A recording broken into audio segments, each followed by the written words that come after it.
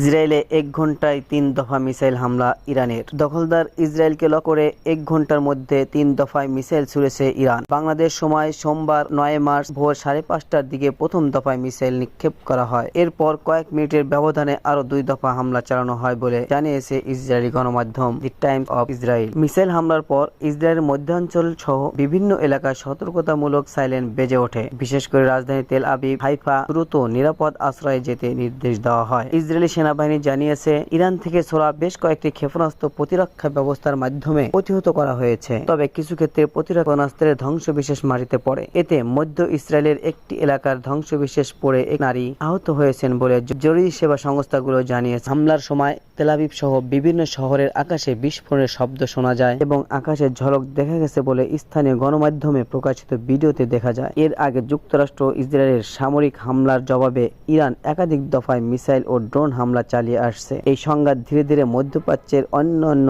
দেশে ছড়িয়ে পড়ার আশঙ্কা তৈরি করেছে বলে আন্তর্জাতিক পর্যবেক্ষকরা সতর্ক করেছেন।